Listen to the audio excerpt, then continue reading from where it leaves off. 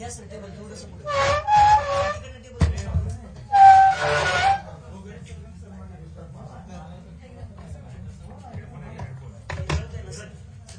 मग समोरच करा. तुम्हाला लक्ष द्या इथंच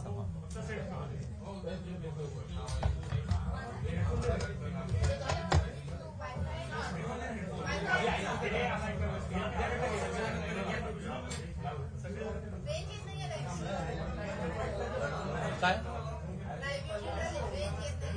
सॉरी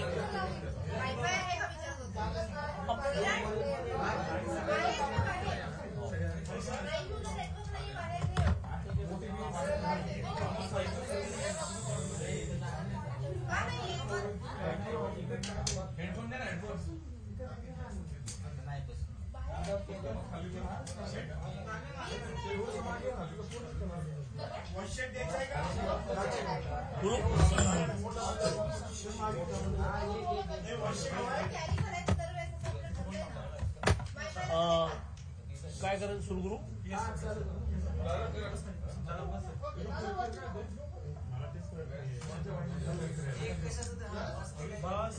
सुरुवातीला ज्या झीवरच्या मुलाखतीमधला संदर्भ घेऊन आज एक गदारोळ उठवला जात आहे, त्याच्यामध्ये बाळासाहेबांबद्दल, हिंदू हृदय सम्राट आदरणीय बाळासाहेबांबद्दल मी काय म्हटलं आहे हे आपल्याला ऐकवण्याची माझी इच्छा आहे.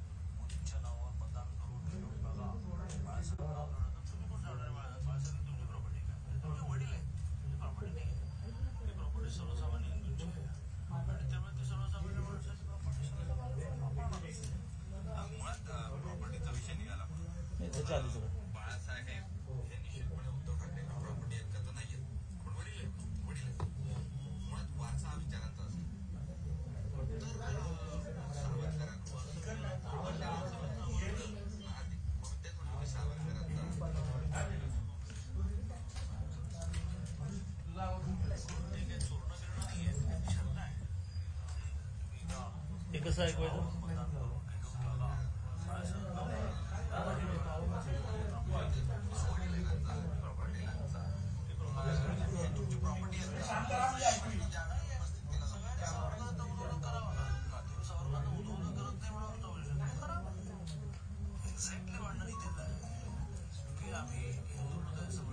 अरे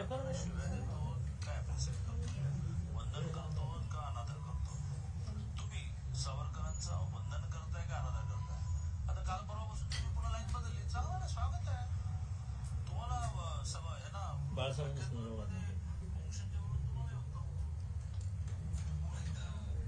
मला असं वाटतं की करताय ते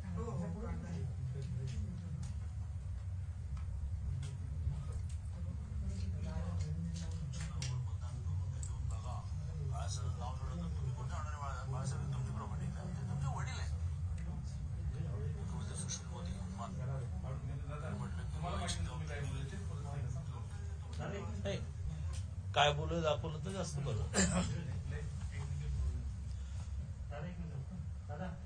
हिंदू हृदय सम्राट स्वर्गीय बाळासाहेब ठाकरेंच्या बाबतीमध्ये नेहमीच माझ्यासारख्या मुंबईमध्ये राहणाऱ्या सामान्य माणसाच्या मनामध्ये श्रद्धाच राहिलेली आहे. त्याच झी न्यूजच्या इंटरव्ह्यूमध्ये मी अतिशय श्रद्धेने मी मांडलाय की बाळासाहेबांमुळे अशा प्रकारच्या हिंदुत्ववादी अनेक विषयांना चालना मिळाली. मी नेहमी मुंबईकर असल्यामुळे आणि प्रामुख्याने दंगली ज्या भागामध्ये व्हायच्या त्या दंगली व्हायच्या अशा रेरोड भागामधला रहिवासी असल्यामुळे मी नेहमीच हे मांडलं की बा स्वर्गीय हिंदू हृदय सम्राट बाळासाहेब ठाकरेंमुळे मुंबईतला हिंदू जिवंत राहिला. त्यामुळे बाळासाहेबांबद्दलची माझ्या मनातली कधीच अश्रद्धा नव्हती. विषय चाललाय अयोध्येचा. त्यामुळे पहिलं तर असं या दिशेने नेण्याचा जो प्रयत्न आहे की बाळासाहेबांचा आपण, तर मी कधी मनातही विषय येणार नाही आणि अशा प्रकारचं माझ्या तोंडून कधी निघणारही नाही. याच्याही आधी अनेक वेळेला बाळासाहेबांबद्दलची श्रद्धा व्यक्त करताना मी त्यांचं ऋणच व्यक्त केलेलं आहे. आणि आताही झी न्यूज मधला माझा जो इंटरव्ह्यू आहे त्यातला पार्ट हा आपल्या ह्या माध्यमातून पोचत नाहीये, तर एकदाच तो काढतोय मी की त्या इंटरव्ह्यू मध्ये सुद्धा मी ती श्रद्धा व्यक्त केली. मुद्दा चाललेला आहे तो बाबरी ढाचा पाडण्याचा. बाबरी ढाचा पाडण्याचा म्हणजेच अयोध्येमध्ये ही रामजन्मभूमी आहे हे प्रस्थापित करण्याचं आंदोलन 1983 पासून सुरू झालं. 1983 पासून सुरू झालेलं आंदोलन हे विश्व हिंदू परिषदेच्या नेतृत्वाखाली झालं. प्रामुख्याने विश्व हिंदू परिषदेची बजरंग दल आणि दुर्गाबाईंनी ह्या संघटनेच्या माध्यमातून झालं. एकदा नाही, म्हणजे ढाचा पडला ते तिसरी वेळ होती. त्याच्या आधी किमान 2 वेळेला अशा प्रकारची अयोध्येच्या दृष्टीने कूच झाली आणि ती सदा सर्व काळ ही विश्व हिंदू परिषदेच्या नावाने झाली. आणि त्यामुळे प्रत्यक्ष ढाचा पडताना मी त्याच्यात त्या माझ्या मुलाखतीतच म्हटलेलं आहे की हे शिवसेनेचे नाही असं त्याच्यातला भेद नव्हता. सगळे हिंदू होते आणि हे सगळेजण एखाद्या संघटनेच्या बॅनर खाली असतील तर ते बजरंग दलाच्या विश्व हिंदू परिषदेच्या बॅनर खाली होते. आणि त्यामुळे शिवसेनेचा अयोध्या ढाचा पाडण्याचा संबंध त्याच्यामध्ये शिवसैनिक नव्हते का, तर सतीश प्रधानांपासून अनेक मंडळी होती. स्वर्गीय आनंद दिघेंनी अयोध्या मंदिर होण्यासाठी सोन्याची वीट पाठवली होती. स्वर्गीय बाळासाहेब ठाकरेंनी याच्यातला जो ओनस आहे की हो ही शिवसैनिकांनी पाडली, तो ओनस घेतलाच होता. मुद्दा चाललाय की प्रत्यक्ष ढाचा पडताना शिवसैनिक होते का, तर ते शिवसैनिक नॉन शिवसैनिक असे कोणी नव्हते. ही प्रामुख्याने हिंदूंनी पाडली आणि नेतृत्व असेल तर ते विश्व हिंदू परिषद होतं. हा माझा म्हणण्याचा मुद्दा होता की ज्याच्यामध्ये चुकून सुद्धा हिंदू हृदय सम्राट स्वर्गीय बाळासाहेब ठाकरेंच्याबद्दल अनादर व्यक्त करण्याचा मुद्दा नाही. नेहमीच मी मातोश्रीशी संबंधात राहिलो, संपर्कात राहिलो. आम्हा सगळ्यांना आमच्या लहानपणी ज्या काळामध्ये ह्या दंगली मुंबईत व्हायच्या त्या काळामध्ये अतिशय जवळून बाळासाहेबांना पाहण्याची संधी मिळाली, बाळासाहेबांवर राहण्याची संधी मिळाली. आमच्या एरियामध्ये दंगल झाल्यानंतर 15 दिवस त्यावेळेला छगन भुजबळजी शिवसेनेत होते. 15 दिवस त्यांच्या नारळवाडीमध्ये, आमची नारळवाडीच्या समोर चाळ, नारळवाडीमध्ये 15 दिवस सुरक्षित ठेवायचे. मुद्दा पुन्हा एकदा चालला आहे तो अयोध्येमधली बाबरी मस्जिद पडताना शिवसैनिक होते की नव्हते. माझा त्यातला डायरेक्ट सवाल जो आहे, जो लागला आहे, ते संजय राऊत कुठे होते. मी काही स्वर्गीय बाळासाहेब ठाकरेंबद्दल काही अनादर व्यक्त केलेला नाही. त्यामुळे जर आपला ही पत्रकार परिषद संपेपर्यंत जर ते दाखवता येत आहे, पण ते इतकं स्पष्ट ऐकू येत नाहीये की याच्यातून ऐकवता येईल, पण आपण ती पाहू शकता.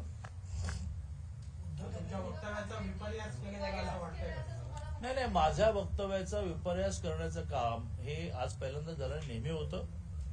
आणि काळाच्या ओघामध्ये म्हणजे मुळात ती मुलाखत जे कुठलाही हेतू, राजकीय हेतू मनात न ठेवता बघतात त्यांना तर त्याच्यात काही चुकीचं वाटत नाही.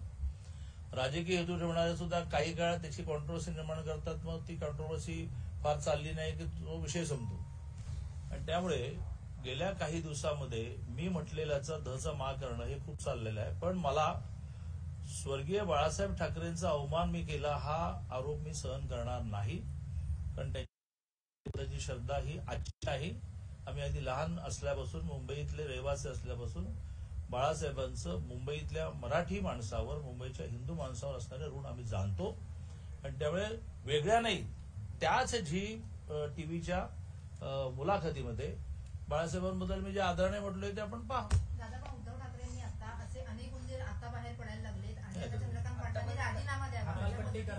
नाही, मला म्हणजे जसं हिंदू हृदय सम्राट स्वर्गीय बाळासाहेब ठाकरेंबद्दल माझ्याकडे आदर आहे, तसाच तो मातोश्रीबद्दलही आहे. आणि असेच संबंध माझे उद्धवजींशी पण असल्यामुळे एकाने एक बोलायचं, दुसऱ्याने 2 बोलायचं आणि त्याच्यातून तिसरंच काही निर्माण व्हायचं असं मला अपेक्षित नाही. त्यामुळे आता उद्धवजींनी त्यांच्या पत्रकार परिषदेत जे म्हटलं त्याच्यावर मी काही टिप्पणी करणार नाही. प्रयत्न केला जातो, एक षडयंत्र आहे. बाळासाहेब ठाकरेंचं हिंदू माणसांवरचं ऋण हे कोणी पुसूच शकत नाही. मुद्दा चाललाय तो अयोध्येतल्या 1993 सालच्या बाबरी ढाचा पाडण्याच्या वेळेला शिवसैनिक होते की नव्हते, तर ते शिवसेना म्हणून नव्हते, तर सगळे हिंदू म्हणून होते.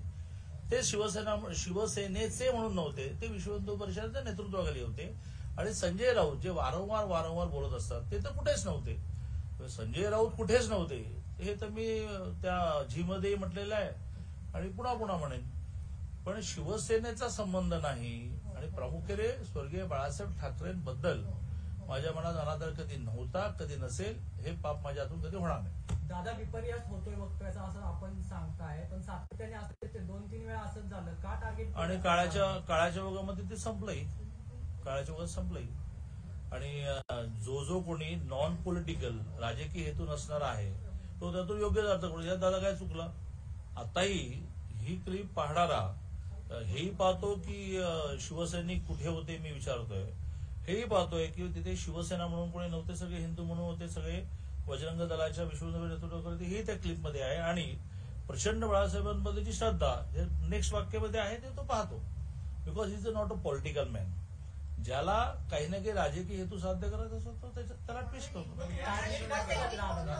शिवसैनिक नव्हते असं म्हणायचं का शिवसैनिक म्हणून नव्हते असं म्हणायचं? मी पुन्हा रिपीट करतो की विश्व हिंदू परिषदेच्या नेतृत्वाखाली हा तिसरा संघर्ष झाला. त्याच्या आधी 2दा संघर्ष झाला आणि देशभर संघर्ष तर वारंवार झाले. ते सगळे विश्व हिंदू परिषदेच्या नेतृत्वाखाली झाले.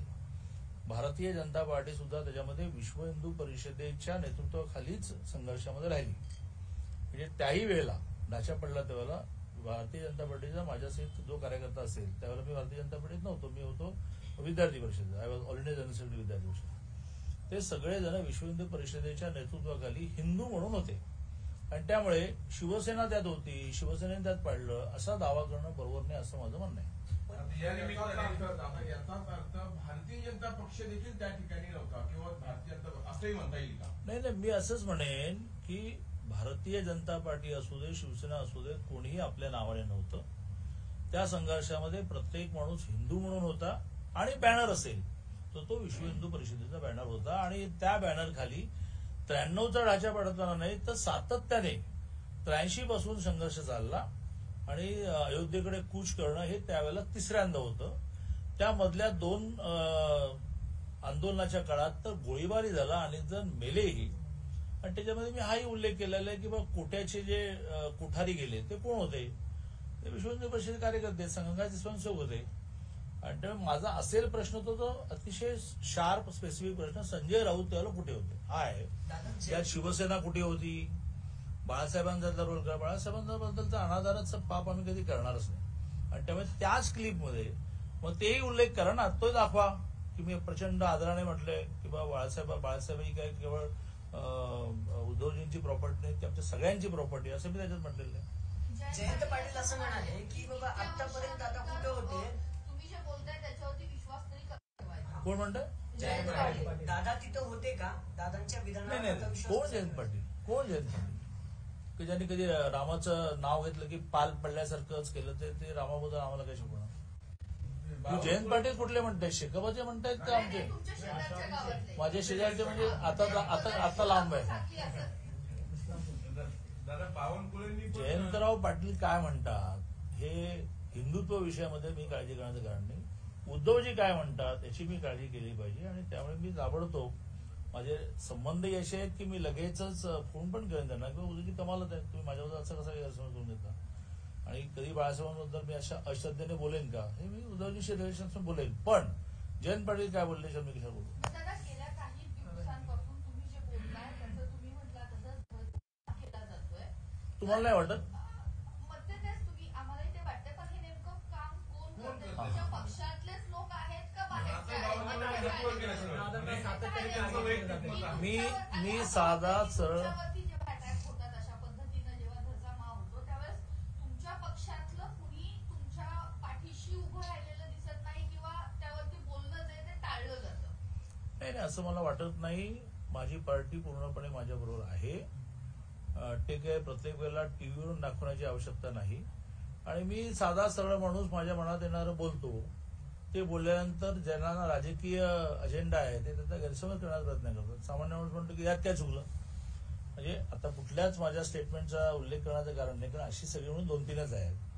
तर त्या स्टेटमेंटला आता घ्यायचं म्हटलं मी आता एक एक्सरसाइज करणारच आहे की ज्या माझ्या एका स्टेटमेंटमुळे सामाजिक विद्वेष निर्माण करण्याचा प्रयत्न केला, ती माझी क्लिप जे माझ्या दुर्दैवाने ती काय करता आलं तर काढा पाठवून ती माझी क्लिप मी तुम्हा सगळ्या पत्रकारांना आणि तुमच्यातले ज्येष्ठ पत्रकारांना दाखवणार आहे की याच्यामध्ये मी कोणाचा अपमान केला सांगा. त्यामुळे कोण हे करतं हे कळण्या इतका काही मी धूर्त राजकारण नाही. मी साधा सरळ माणूस आहे, मोकळा चाकळा आहे, ग्रामीण भागातला आहे, गरिबीतून वर आलेला आहे. मुंबईसारख्या शहरामध्ये प्रचंड दंगली चालल्या त्या मुंबईसारख्या शहरातून आलेला आहे. त्यामुळे बाळासाहेबांबद्दलची आमच्या मनातली श्रद्धा ही कोणी चॅलेंज करू नये. दादा मुख्यमंत्री असं म्हणाले, मुख्यमंत्री काय म्हणाले की बाळासाहेबांबद्दल बोलले, दादांना मी फोन केलाय, चंद्रकांत दादांना मी स्वतः फोन केलाय. मुख्यमंत्री महोदय, हा तू काय म्हणाले, तुला काय म्हणाले? नाही, मुख्यमंत्री माध्यमांशी बोलताना दौऱ्यावरती नगरमध्ये आहेत, ते म्हणाले की बाळासाहेबांबद्दल बोलले म्हणून मी चंद्रकांत दादांना फोन केलाय, माझं बोलणं झालंय, नाराजी व्यक्त केली असं फोन. मला माननीय मुख्यमंत्री महोदयांचा त्वरित फोन आला. ते मला असं म्हणाले की लगेच तू पत्रकार परिषद घेऊन स्वर्गीय बाळासाहेब ठाकरेंबद्दल माझ्या मनामध्ये अनादर नाही. म्हटलं हे सांगायला लागेल, कितीतरी वेळेला मी त्यांच्याबद्दल आदराने बोललेलो आहे, पण तरीही ही आजची आवश्यकता असेल म्हणून तुम्हाला सगळ्यांना बोलवलं. एकनाथजींनी मला असं म्हटलं की बा अयोध्येच्या सगळ्या संग्रामामध्ये शिवसेनेचा मोठा सहभाग होता. म्हटलं माझं तो मत कुठे आहे? त्यांनी मला आठवण करून दिली की स्वर्गीय आनंद दिघेंनी सोन्याची वीट ही मंदिर बांधण्याची पाठवतो. हे मी विसरेन कसं काय? माझा मुद्दा असा आहे की अयोध्येतल्या संग्रामामध्ये हे शिवसैनिक आणि हे शिवसैनिक नाही, हे बीजेपी असं नव्हतं. सगळे हिंदू होते आणि त्या हिंदूंचं नेतृत्व विश्व हिंदू परिषद करत होती, अशोकजी सिंगल करत होते. आणि त्यामुळे यात बाळासाहेब ठाकरेंचा अवमान करण्याचा काही विषय नाही. उद्धवजींशी बोलणं झालं, उद्धवजी कन्व्हिन्स झाले, त्यानंतर त्यांनी बोलणं झालं. तुमचं बोलणं झालं. मी असं म्हटलं की उद्धवजींचेही माझे इतके संबंध आहेत की मी त्यांना फोन करणार आहे की बाबा असं गैरसमज तुम्ही माझ्यावर कसा करून घेताय. पूर्ण माझा अर्धा तासाचा इंटरव्ह्यू पहा. ज्या इंटरव्ह्यू मध्ये व्हेरी नेक्स्ट वाक्य मी प्रचंड बाळासाहेबांबद्दल श्रद्धेने बोललोय, कधीतरी बोललोय असं नाही, त्याच मुलाखतीत बोललेलं आहे. हे मी उद्धवजींना फोन करून म्हणणार आहे. मुख्यमंत्री महोदयांचा मला लगेच फोन आला आणि ते म्हणाले की बा तुला असं काही म्हणायचं नव्हतं, पण याच्यातून समजा अर्थ असा ध्वनीत होत असेल तर तू पत्रकार परिषद घेतली पाहिजे. मी लगेच फोन बोलवलं. बावनकुळेंनी मात्र मग त्यांच्याशी त्यांचा गैरसमज झालाय का? कारण त्यांनी अगदी हातच धकलले, ते म्हणतात की हा वैयक्तिक दादांचा. नाही काही बावनकुळे आमच्यात भांडण लावण्याचा प्रयत्न करू नका. बावनकुळेजींनी काही हात झटकले नाही. आता हे म्हणणं बरोबरच आहे त्यांचं की ती माझी मुलाखत काही भारतीय जनता पार्टीचा बॅनर लावून मुलाखत नव्हती. ती माझी मुलाखत चंद्रकांत पाटील होती. आणि ती मुलाखत कशी झाली तर गेल्या आठवड्यात 10 दिवसामध्ये काही ना काही मुलाखती मी दिल्यानंतर झीने अशी निलेश खरे माझे मित्र आहेत, ते म्हणाले की मी ऑल द वे पुण्याला यायला तयार आहे, आपण एक इंटरव्ह्यू करा. त्यामुळे ती काही भारतीय जनता पार्टीची अधिकृत मागे बॅनर लावून पत्रकार परिषद नव्हती. हे खरंच आहे ती चंद्रकांत बच्चू पाटील यांची निलेश खरे यांनी आग्रह धरल्यामुळे झालेली व्यक्तिगत पत्रकार परिषद होती. दादा हिंदी में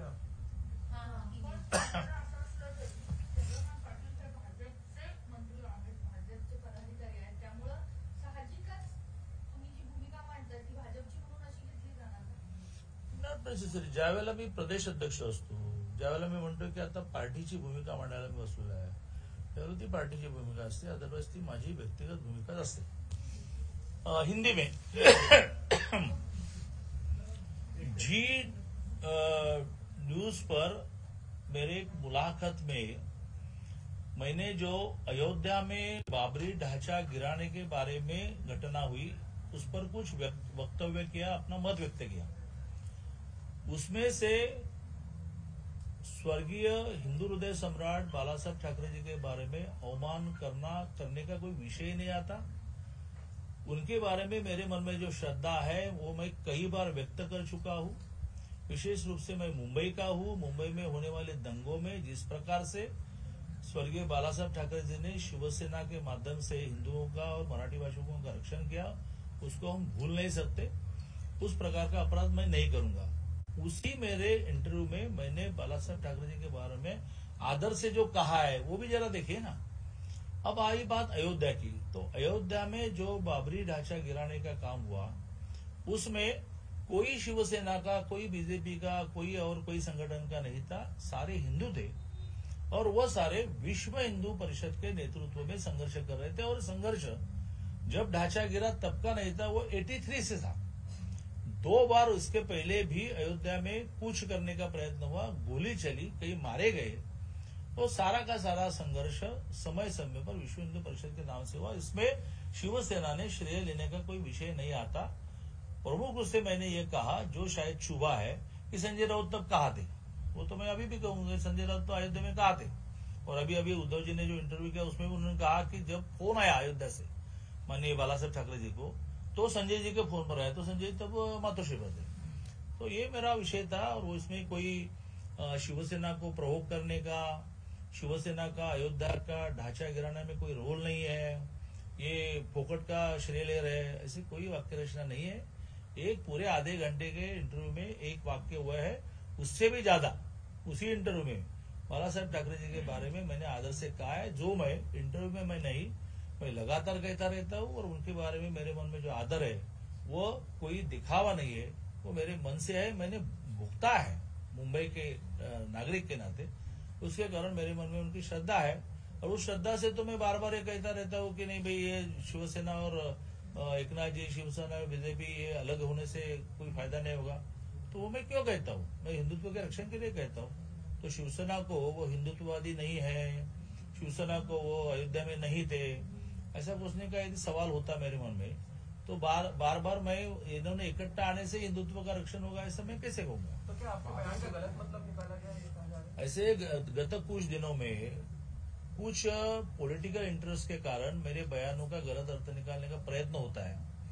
लेकिन जिसका कोई पॉलिटिकल इंटरेस्ट नहीं, वो उसको जानता है कि मैंने क्या कहा, वो बोलता है कि आपने बराबर कहा, कोई आपने गलत नहीं कहा। पॉलिटिकल इंटरेस्ट वाले लोग जो है वो उसको तोड़ मोड़ कर, जिसको हम मराठी में ध का मां करना कहते हैं, इस प्रकार से बोला एक और बता एक ऐसे करते हैं।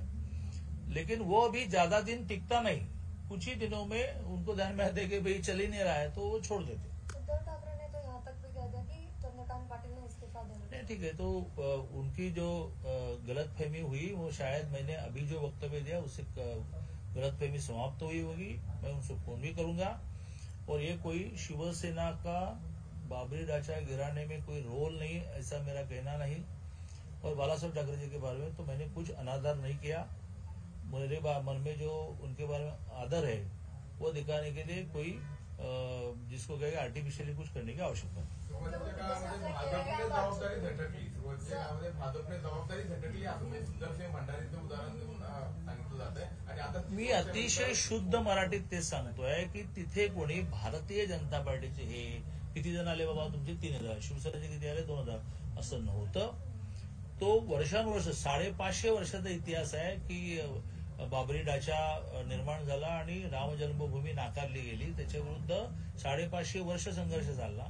असा एक मोठा हिंदूंचा राम जन्मभूमी मुक्त करण्याचा संघर्षाचा इतिहास आहे। त्यामुळे तिथे कोणी शिवसेना, बीजेपी, शिवसेनेवाल्यांनी तोडली आणि भाजपवाले पळायला असा विषयच नाही। तो सगळा हिंदूंचा संघर्ष होता।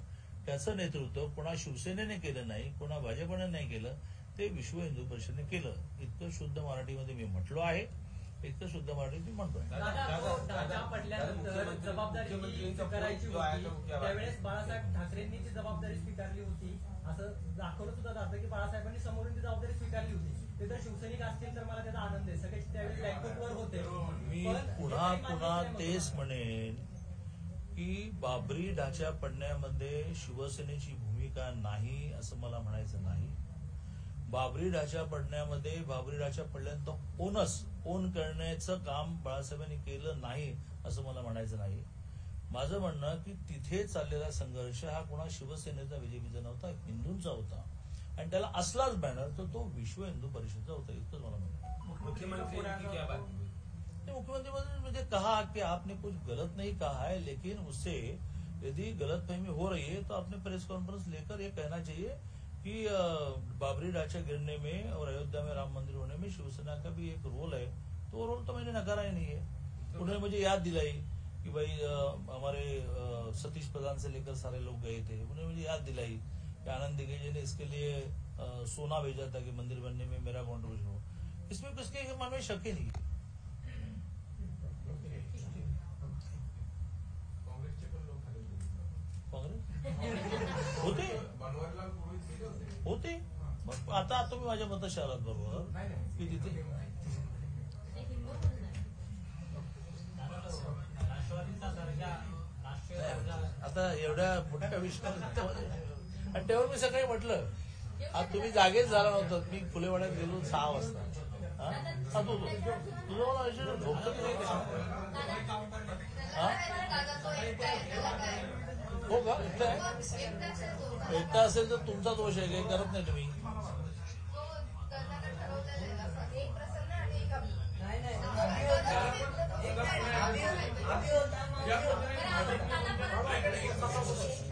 आता झालं सगळ्यांनी काढली आता. भाजप ज्या पद्धतीने तुमच्या पाठीशी उभं राहणं अपेक्षित आहे सगळं, कारण तुम्ही पक्षासाठी भारतीय जनता पार्टी आणि भारतीय जनता पार्टीचं नेतृत्व हे सदा सर्व काळ कुठल्याही सामान्य कार्यकर्त्याचे मागे उभे राहतं. माझे मागे आहे. तुम्ही काही काळजी करू नका. ओके. हा म्हणजे तो जरी यांना कॅरी करता नाही आला तरी यांनी ऐकलं. पण यांनी सगळ्यांनी मुलाखत पाहिलीच असेल. हा ते सगळ्यांना पाठव.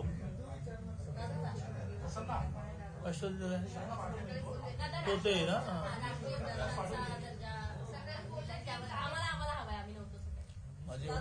माझी एवढीच इच्छा आहे की बाळासाहेब ठाकरेंबद्दल माझ्या मनात अनादर नाही, श्रद्धा आहे, हे कॅरी करा. त्यात मध्ये तुम्ही राष्ट्रवादी घुसू नका.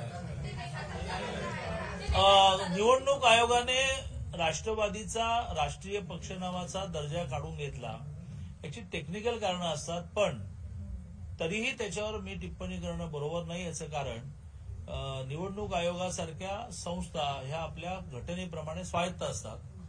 त्यांनी एखादा निर्णय केला की त्यावर टिप्पणी करणं बरोबर नसतं. त्याच्या विरुद्ध दाद मागण्याची सोय आहे. जसं शिवसेनेने धनुष्यबाण चिन्ह गेल्यानंतर सुप्रीम कोर्टामध्ये दाद मागितली आहे. राष्ट्रवादी मागेल, त्यावर मी टिप्पणी करण्याचं कारण नाही. मी एवढंच वाक्य त्यात जोडलं, अशा प्रत्येक विषयावर टिप्पणी करण्यासाठी मी काही संजय राऊत नाही. जे तुम्हाला महत्वाचं वाक्य हवं होतं.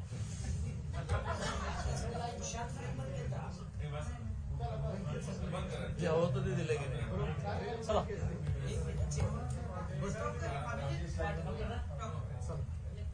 हे प्रसन्न पाठवलं. सध्याच्या परिस्थितीत ताज्या घडामोडी पाहण्यासाठी आमच्या युट्यूब चॅनलला सबस्क्राईब करायला विसरू नका. बातमीच्या सविस्तर माहितीसाठी आपण आपल्या वेबसाईटला भेट द्या. सर्व ताज्या बातम्या पाहण्यासाठी आपण आपलं ऍप डाउनलोडिंग करा. रोजच्या बातम्या वाचण्यासाठी आपण आपल्या ई पेपरला भेट द्या. दैनिक राजस्व आपल्या सगळ्यांना आवाहन करीत आहे की घरी राहा, सुरक्षित राहा.